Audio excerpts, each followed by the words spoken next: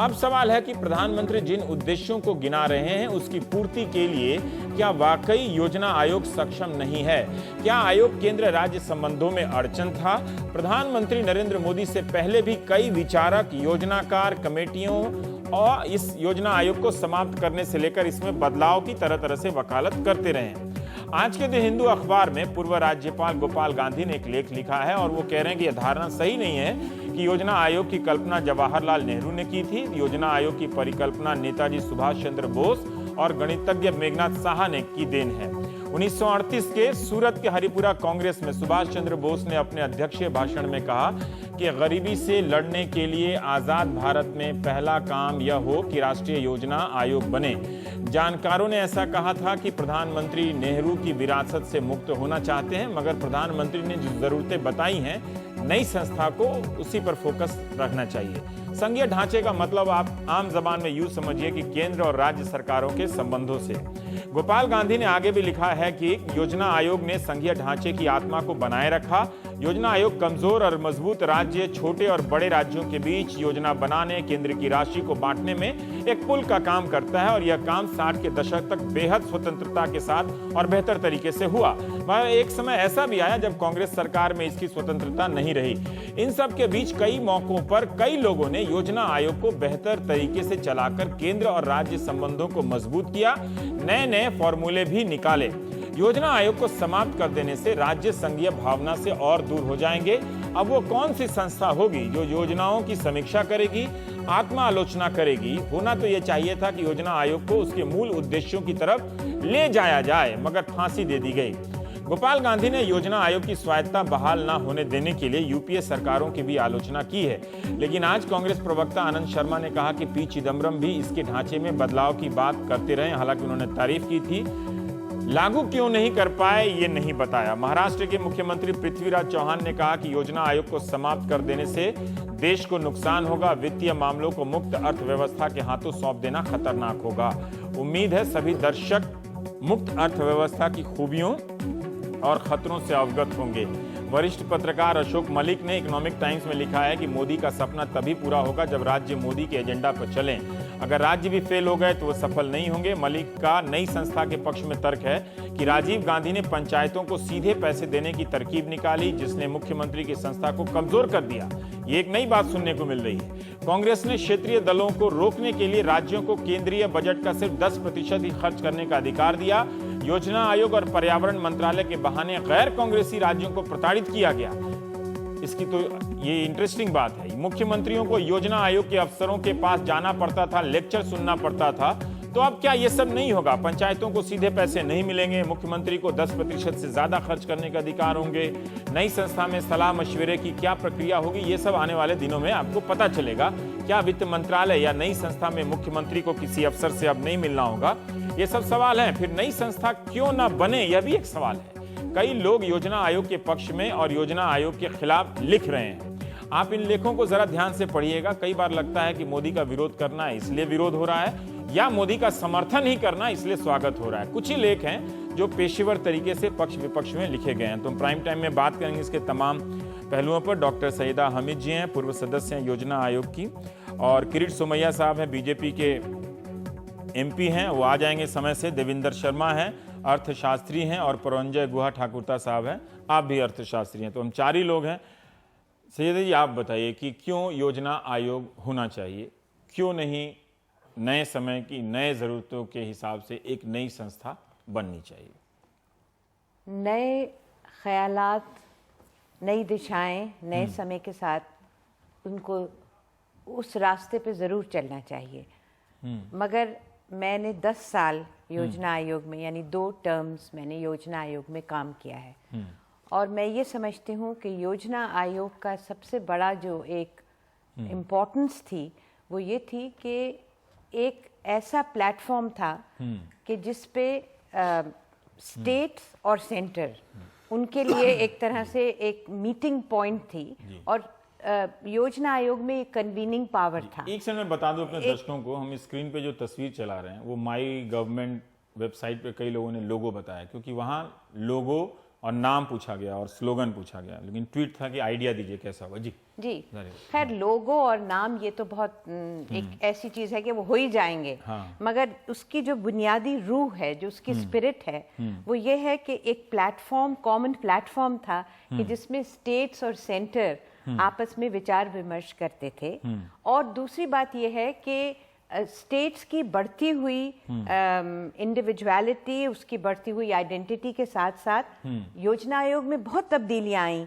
ये कहना कि उनको जा के अफसरों के सामने अपनी बात रखते तो जरूर थे, मगर इतना एक तरह से बराबरी से डिस्कशन होता था। और एक बात और कह दूं, और वो ये है कि किसी सेक्टर को इंडिपेंडेंटली ऐसे इश्यूज हैं कि जिसमें मल्टी सेक्टोरल एक्शन की जरूरत है। जैसे मैं अपने सेक्टर बताती हूँ, औरतों और बच्चों का सेक्टर। औरतों और बच्चों के लिए विमेन एंड चाइल्ड नाकाफी है, उसके लिए बहुत से सेक्टर्स को मिलजुल के एक तरह से कंबाइंड एफर्ट करना है, जिसके लिए कन्वीनिंग पावर जो योजना आयोग का था। जब योजना आयोग इनवाइट करते थे कि देखो ये एक मसला है कि जिसमें स्टेट्स को, सेंटर को और बहुत से सेक्टर्स को मिलके काम करना है, क्योंकि हमें आईएमआर हमें कम करनी है, बच्चों की मृत्यु दर वो कम करनी है, मैटरनल मोर्टेलिटी कम करनी है। तो उस समय उस जो योजना आयोग में एक पावर था, उससे सारे प्लेटफॉर्म्स इकट्ठे आके एक प्लेटफॉर्म। किरीट जी आ गए हैं, मैं उनसे बात जाने से पहले एक बार और आपसे पूछना चाहता हूं, अगर आप ये उदाहरण देकर बता सकें, क्योंकि प्रधानमंत्री ने भी कहा है कि राज्य अब ताकतवर हो रहे हैं, वो नए तरीके से उभर रहे हैं और पहले से कहीं ज्यादा अब संघीय ढांचे पर पुनर्विचार करने की जरूरत है।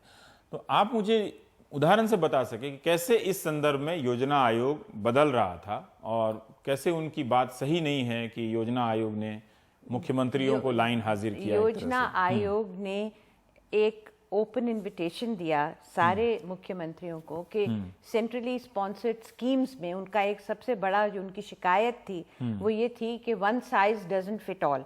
आप एक स्कीम को सब पे थोपने की कोशिश करते हैं। तो योजना आयोग ने ये खुला उनको इनविटेशन दिया कि आपको जो मुश्किलात हैं, जिस तरह से आप स्कीम में कितनी फ्लेक्सिबिलिटी चाहते हैं, और हर मुख्यमंत्री ने अपना अपना पक्ष रखा। और उसके बाद अगर आप स्कीम्स, क्योंकि लोग तो अब एक मूड में आ गए हैं कि योजना आयोग को बुरा कहना है, अगर आप वो सारी स्कीम्स उठा के देखें तो उसमें फ्लेक्सी फंड की जो एक व्यवस्था की गई, वो इसलिए कि हर स्टेट की अपनी अपनी जिम्मेदारियां होती हैं, अपनी मजबूरियां होती हैं, अपनी इंडिविजुअलिटी होती है, और स्टेट्स को साथ रख के। और साथ साथ ये भी कह दूं कि योजना आयोग का आकार बदलने की बात तो पिछले 5 साल से चल रही थी और धीरे धीरे बदल रहा था, क्योंकि the then prime minister doctor Manmohan Singh had said to us that with the changing times planning commission will have to change. और ये एक ऐसा चैलेंज है, इतना धीरे बदल रहा था कि मोदी जी को थोड़ा तेज बदलना था, एक नया मतलब शायद ये एहसास था। वो अपने भाषण में उन्होंने कहा कि बहुत तरह की सरकारें चल रही हैं, तो या तो उसको बदलने में और 5 साल लगाए या उसको खत्म करके एक नई संस्था बनाए। ऐसे इन परसुएशन आप किसी स्टेट गवर्नमेंट पे आप किसी तरह से उस पे कोई चीज you can't dump on them.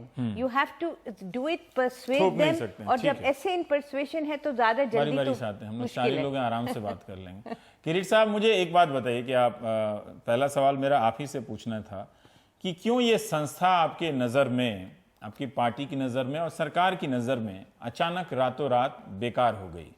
मैं उस बात में नहीं जाना चाहता कि वो नेहरू के किसी ढांचे से मुक्त होना चाहते थे, लेकिन फिर भी मैं एक जो नई जो दलील दी जा रही है उसी के संदर्भ में थोड़ा अगर आप हमारे दर्शकों को बता सकें कि क्यों नई एक संस्था चाहिए योजना आयोग की जगह पे, और क्यों ये संघीय ढांचे के खिलाफ है। ये क्या ऐसा काम करता है जिससे फेडरल जो स्पिरिट है उसको चोट पहुंचती है?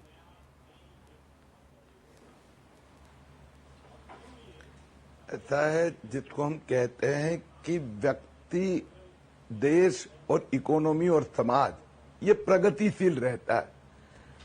अब समझो यही सरकार आज भाजपा की थी, कल तो कांग्रेस की थी, लेकिन कांग्रेस सरकार में भी जवाहरलाल नेहरू की एक विचारधारा थी। 1969 में श्रीमती इंदिरा गांधी ने दूसरी विचारधारा शुरू की, सब राष्ट्रीयकरण, नेशनलाइजेशन प्रारंभ किया। 1984 में राजीव गांधी आने के बाद में इकोनॉमिक लिबरलाइजेशन की बात की। 1992 में ठीक है। नरसिंह राव की सरकार ने खुली अर्थव्यवस्था स्वीकार की। तो ये तो चेंज है ना, चेंज परिवर्तन है। हाँ, सब तो चेंज के आप पीछे जब कारण एक के होता बाद है, एक मतलब कदम आगे जाते हो, अब जी कारण मैं पूछ रहा हूं सर, कारण 21वीं सदी में आप जब गए और आप अब ग्लोबल इकोनॉमी की बात करने लगे, मार्केट इकोनॉमी की बात करने, कंपटीशन की बात करने रहे, आप ग्राहक की बात कर रहे हो, आप पीपीपी मॉडल की बात कर रहे हो, तो उस समय पर 21वीं सदी में अगर यह विचार आता है कि अब योजना आयोग को हमने नए ढंग से एक नई व्यवस्था के साथ में लोगों के सामने और इस सिस्टम में लाना होगा। ठीक है, हाँ ठीक है, इसमें आप ले योजना आए, आयोग की ठीक जो है। अच्छाई है वो तो लेनी ही है। नहीं किरीट साहब, मुझे एक बात बताइए कि जो बात आप लेकिन कह रहे हैं उसी के ग्लोबल साथ अर्थव्यवस्था, में वो 21वीं हमें सदी की एक देन है नहीं। परिवर्तन, नहीं, जो आप जिस ग्लोबल व्यवस्था की बात कर रहे हैं वो 21वीं सदी की देन नहीं है। आपके देश में उदारीकरण 20वीं सदी में लाया गया था। तो आप लगभग उस सदी के लगभग 10-15 साल, वो इस 21वीं सदी के लगभग 10-15 साल, 14 साल तो काट लिया ना। तो आप मुझे ये बताइए कि जितनी भी बातें पब्लिक प्राइवेट पार्टनरशिप, ये 21वीं सदी 2014 की खोज नहीं है, ये 20वीं सदी की देन है और उससे पहले की देन है, ठीक है। और जितनी भी बात बता रहे हैं ये सब 20वीं सदी की देन है। 21वीं सदी को आप इसमें क्यों उसका बहाना बना रहे हैं? बदलाव जरूर करना चाहिए और नई संस्था जरूर आना चाहिए। मैं बस इतना पूछना चाह रहा हूं कि ये जो नई संस्था है, एक कच्चे मोटा मोटी तौर पे अभी बनी नहीं है ना, अभी तो उसका नाम लोगों पूछा गया है, वो योजना आयोग से कैसे अलग होगी? ये योजना आयोग कैसे ग्लोबलाइजेशन के खिलाफ था, कैसे नव उदारवादी आर्थिक नीतियों के खिलाफ था? अगर ये खिलाफ था तो इस देश में उदारीकरण कैसे आ गया 20वीं सदी में और 21वीं सदी के 14 साल में? इसका सर जवाब आराम से वक्त लेकर दे दीजिए सर। मैं पुनः एक बार आपको कह दूं कि आप अगर पूरी बात सुनते और टोटालिटी में लेंगे तो आप 20वीं सदी 21वीं सदी इस प्रकार से आप तुलना नहीं करते। 1992 में इकोनॉमिक लिबरलाइजेशन का घोषणा की, सिर्फ अनाउंसमेंट, एक्चुअली एग्जीक्यूशन 1998 में अटल जी की सरकार आने के पश्चात शुरू हुआ। और ग्लोबलाइजेशन हिंदुस्तान में खरे अर्थ में 21st सेंचुरी में आया। पीपीपी मॉडल पहले पीएसयू मॉडल था 1960s और 70s में, ठीक है। पीपीपी मॉडल ये 1990s में लोगों के सामने रखा, 21st सेंचुरी में एग्जीक्यूशन स्टार्ट हुआ।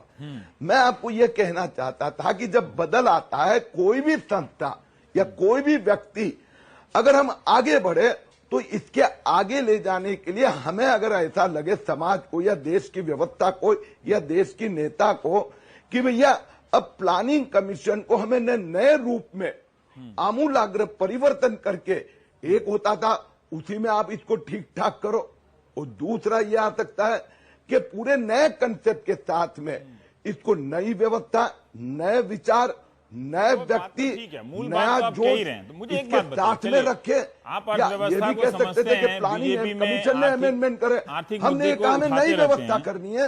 एक मिनट, जिस पीपीपी की कान में लगा लीजिए, जिस पीपीपी की जो बात आप कह रहे हैं, पब्लिक प्राइवेट पार्टनरशिप, मतलब दर्शकों की सुविधा के लिए कहते हैं कि एक सड़क बनानी हो तो उसमें कुछ हिस्सा सरकार का, बाकी हिस्सा प्राइवेट किसी कंपनी का।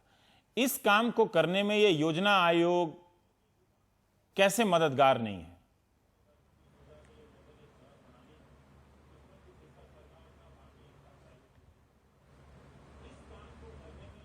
बोलिए ना सर। ये पीपीपी मॉडल सुन पा रहे हैं? ऐसा है कि मैंने वापस आपको कह दूं कि एक पीपीपी एक उदाहरण दिया। मैंने आपको ये कहा कि पूरी जो विचारधारा है, हम कहां से कहां गए। 1991 में हम टोटल गवर्नमेंट कंट्रोल इकोनॉमी में थे। क्या अब देखिए, अब दोहरा रहे हैं। योजना आयोग, नहीं, मैं चाहता हूं कि जो आप बना रहे हैं उसका पक्ष आप ठीक से रखें। ये आपने इसमें किसी को ऐतराज क्यों होगा कि एक नई संस्था बिल्कुल हर सरकार को बनानी चाहिए, इसमें कोई ऐतराज की बात नहीं है। मैं ये जानना चाहता हूं कि एक पहले का एक सिस्टम बना हुआ है, सिर्फ इसलिए कि आप नया बनाना चाहते हैं तो आप नया बना रहे हैं, उसकी कुछ खराबी भी तो बताइए कि वो क्या खराबी कर रहा था। आपका ऐसा कौन सा काम है जो आप नया करेंगे जो योजना आयोग नहीं कर सकता है? मैं वही आपको बता रहा हूं। मैं ये कह रहा हूं और मुझे लगा कि आप समझ जाओगे। नहीं समझे। जनता हाँ। तो समझ जाएंगी, देखने वाले सुनने वाले। हाँ। क्योंकि भैया योजना आयोग ये गवर्नमेंट कंट्रोल सोशलिस्ट इकोनॉमी का पार्ट था। मैं आपको जो बार बार जो उदाहरण देके सरलता से कहना चाहता था कि योजना आयोग की आवश्यकता उस समय पर उस सरकार को, क्योंकि they wanted a government control economy. योजना आयोग ये ग्लोबल इकोनॉमी, लिबरल इकोनॉमी में उसी पद्धति से नहीं रह सकता। इसमें आमूलाग्र परिवर्तन करना पड़ेगा। टोटल देख लो आप आज की, यानी गए 5-7 साल से जो अर्थव्यवस्था एग्जीक्यूशन में आई है, और योजना आयोग 1960 से 1992, 95, 96 तक चला, दोनों विपरीत है, दोनों अलग अलग दिशा है।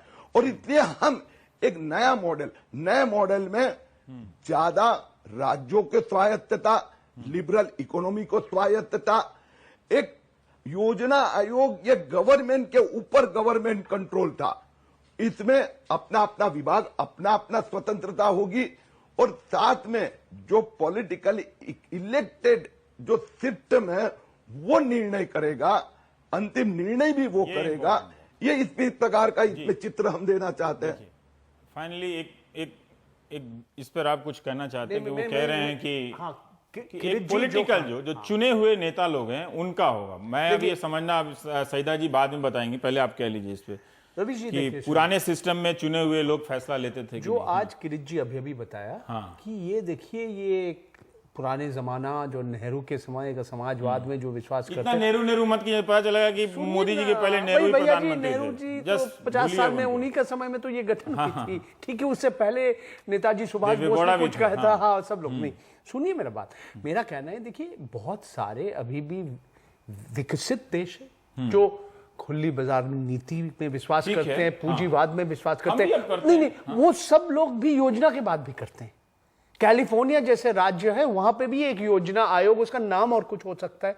मेरा कहना कुछ है, देखिए आज कुछ सालों से जो योजना आयोग काम कर रहा है, आप क्या समझते हैं ये वित्त मंत्रालय कर पाएगा, प्रधानमंत्री का दफ्तर कर पाएगा, कैबिनेट सेक्रेटेरिएट कर पाएगा? मैं नहीं समझता हूं। एक ऐसे आप किसका नाम, नई संस्था देखिए आप अभी हमें मालूम नहीं है ये नए संस्था का रूप क्या है, रंग क्या है, चरित्र क्या है, मगर ये समय बताएंगे। मेरा कहना और कुछ है, जो आज योजना आयोग कर रहे, और किसी को तो करना पड़ेगा। सिर्फ ये नहीं है 300-400 लोग आज योजना भवन में बैठे हुए हैं, आज कुछ काम नहीं है, कुछ 2.5 महीना वो कुछ नहीं कर रहे।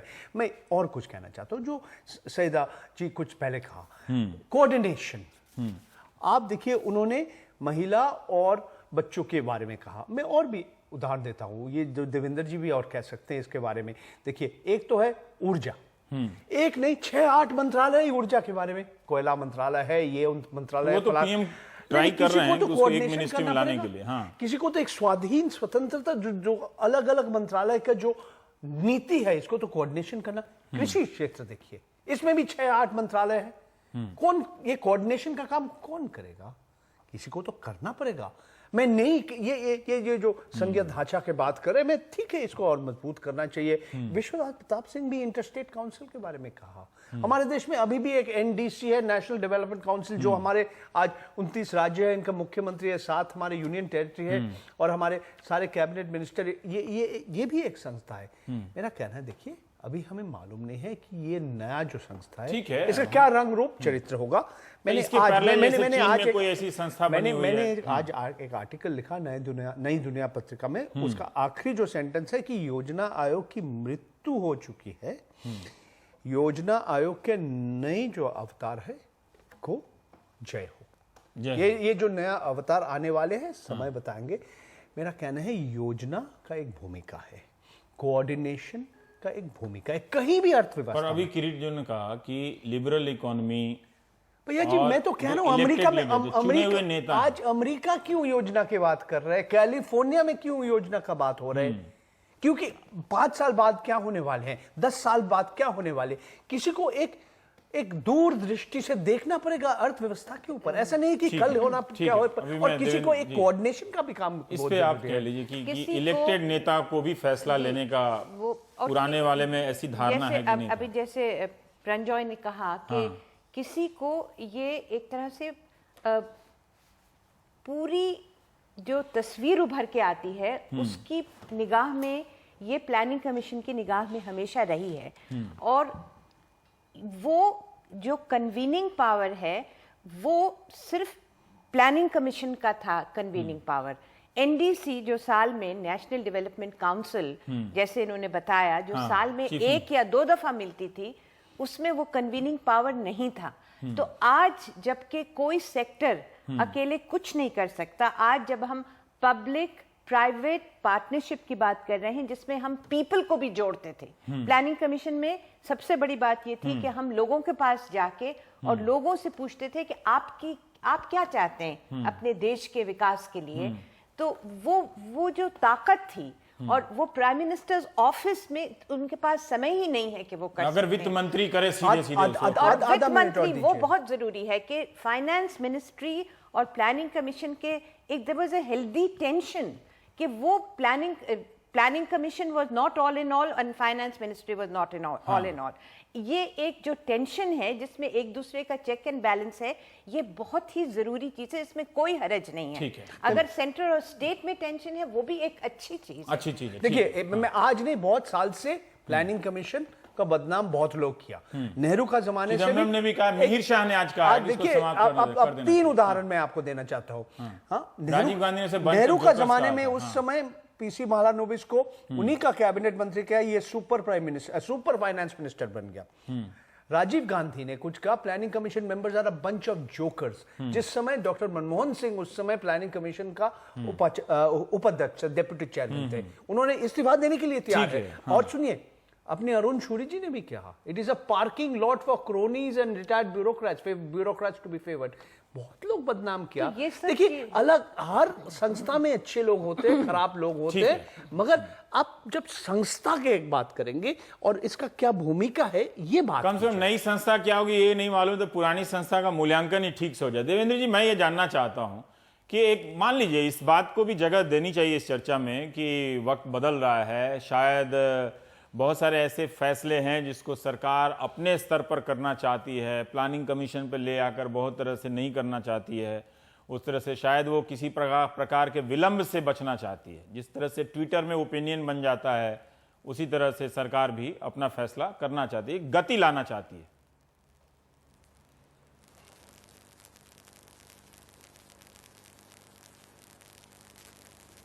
I lost you.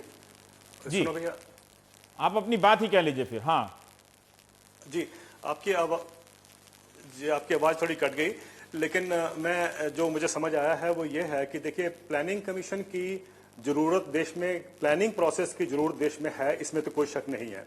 लेकिन जो अगर आप पिछले कई सालों से देखें, जिस तरीके से प्लानिंग कमीशन का रोल था, जो अगर पहले उद्देश्य देखे जाएं प्लानिंग कमीशन के, जो 7 या 6 जो उद्देश्य बनाए गए थे प्लानिंग कमीशन के, बहुत रिमार्केबल थे, बहुत सोच के बनाए गए थे। लेकिन कहीं ना कहीं पहले 2 दशक के बाद प्लानिंग कमीशन उससे भटक गया और वो कभी चर्चा में आए नहीं, कभी उस पर फोकस रहा नहीं। यही एक कारण है कि प्लानिंग कमीशन का जिस तरीके से पतन हुआ है, और जो लोग चाहते थे कि भाई इसको हटाया जाए, वो यही कारण था, क्योंकि ये कहीं अपने रास्ते से भटक गए। बेसिकली ये फंड डिस्ट्रीब्यूशन का जो काम था उसी में लग गए, और ये फाइनेंस कमीशन का जो रोल होना चाहिए था उसमें कहीं ना कहीं इन्होंने भी अपनी भागीदारी ले ली उसमें।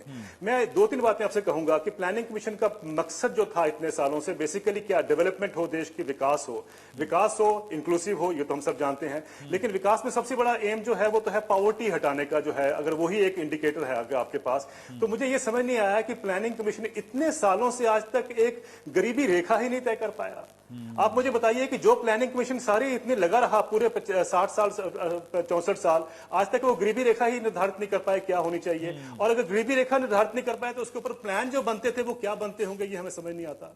तो कहीं ना कहीं तो प्लानिंग कमीशन को अपने ऊपर ये समझना पड़ेगा कि गलती माननी पड़ेगी कि हमने बहुत गलतियां की हैं। एक दूसरी बात देखिए कि अभी पिछले एनएसएसओ का सर्वे आता है 2012 का, जिसमें एक्सपेंडिचर स्टेटमेंट जो होती है उनकी, उसमें बताया गया कि ऊपर की जो टॉप 5% जो कंट्री की ब्रैकेट है एक्सपेंडिचर देखें अगर हम, तो मुकेश अंबानी और जो शहर में 6,500 रुपए खर्चता है या गांव में 2,500 रुपए खर्चता है, वो टॉप 5% के ब्रैकेट में आते हैं इस देश में। अगर ये टॉप 5% के ब्रैकेट में आते हैं तो 95% का क्या हाल होगा? मुझे नहीं लगता कहीं हमारी देश में सोच भी है इस बात पे, और अभी आने वाले दिनों में भी शायद हम उस पर शायद नजरअंदाज करेंगे, क्योंकि मुझे डर जो ये है कि हम मार्केट को जो विश्वास करके चले हैं, अगर मार्केट इतनी अच्छी होती तो अमेरिका की और यूरोप की आज इकोनॉमी इतनी ध्वस्त क्यों होगी होती?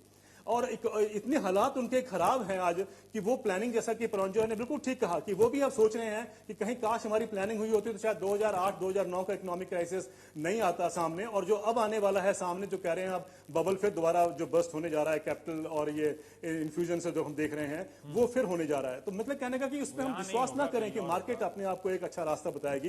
कहीं ना कहीं प्लानर्स जो हमारे देश के हैं उनको एक रास्ता दिखाना पड़ेगा। मुझे लगता है कि उसमें एक बदलाव की बहुत जरूरत थी, जो इस सरकार ने कम से कम एक काम किया कि उनको एक ही स्ट्रोक में हटा दिया, और अब एक नया सोच जो है। पर मेरा सिर्फ एक ही वो है जो कंसर्न है कि जल्दी में ना हम लेके आए, हम भी थोड़ा उसको सोचें कि किस तरीके से उसकी नई रूपरेखा होनी चाहिए। क्या देश को एक नया सिस्टम चाहिए जो जिसकी हम बात करते हैं कि जो पीपल सेंट्रिक हो, जो एनवायरमेंट सेंट्रिक हो, जो जेंडर सेंट्रिक हो, ये तीनों चीजों को देख के जो डेवलपमेंट का प्रोसेस हो वो हो पाए, तो वो करने की हमें जरूरत है। लेकिन हम जो पिछला सिस्टम था, मुझे लगता है कि उससे मुक्ति तो हमें चाहिए थी, वो अच्छा हुआ चला गया, और वो अब एक नया जो है रूपरेखा जो उसकी बनानी पड़ेगी, उसमें सबको मिलकर करना पड़ेगा। लेकिन एक जो बात मैं कहना चाहता हूँ, पीपीपी का आपने उदाहरण दिया, मुझे लगता है कि प्राइम मिनिस्टर ने कहीं पर सिर्फ एग्जाम्पल के तौर पर कहा था। पीपीपी कोई रास्ता नहीं है देश के लिए कि उसी के रास्ते से डेवलपमेंट होगी। मुझे लगता है कि उसको हम ज्यादा खींच रहे हैं उस बात को। पीपीपी जो 500 पीपीपी की बात की थी वित्त मंत्री जी ने अपने बजट के भाषण में,